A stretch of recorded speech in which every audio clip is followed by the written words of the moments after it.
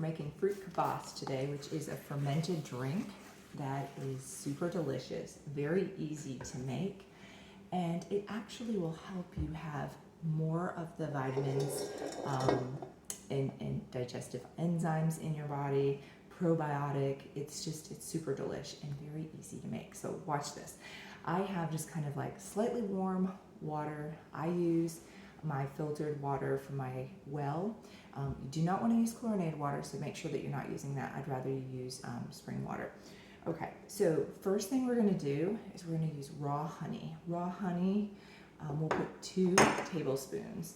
And we started with slightly warm water, and that's just to make the honey easier to dissolve. So we'll pour in 2 tablespoons, and also we will do some salt in here too. So you get a little electrolytes, and let's just get that 2nd tablespoon going.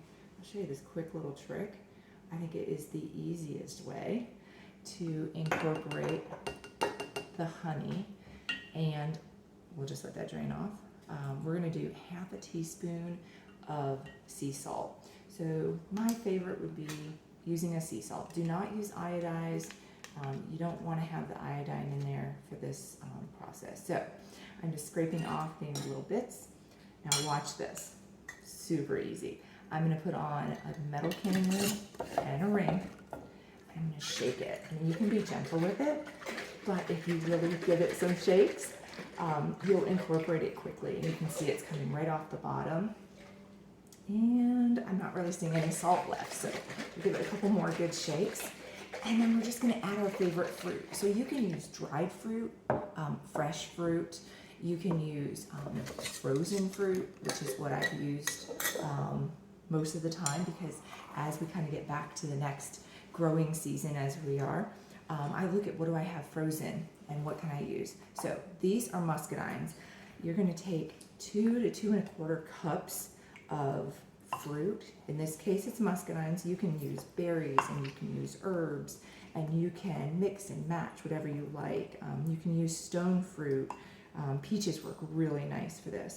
You can even take scraps, like your strawberry hulls. I'm going to try that next time, like my strawberry hulls and different peels and things that I might not be using.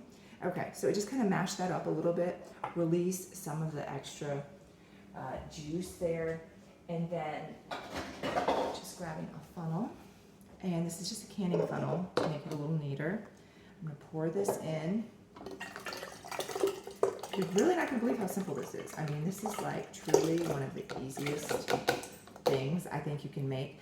And if you're thinking to yourself, I don't like fermented food, or I don't like kombucha, it's too pungent. Well, guess what? I think you're going to love this because the fruit is just delicious. The fermentation process eats away at the honey. That's what's feeding it. So we've got that. So every single day you want to shake it a couple of times and you want to burp it. So burp it simply means slowly release on your lid and then open it. Let it release that. About day 2 at my house, I really start to get a little bit of a hiss. You want that hiss. At that point, I'll strain out the fruit, and then I will put it in a flip top. This is a flip top. This will help hold the carbonation.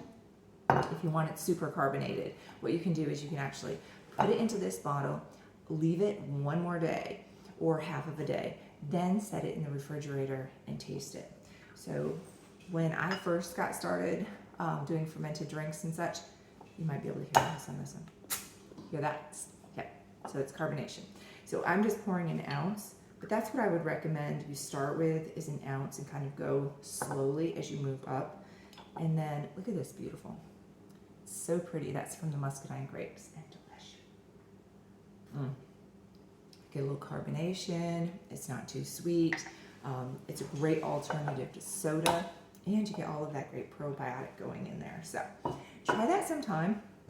Let me know what you think, and let me know what flavors you're doing, so you can really create any flavors that you love.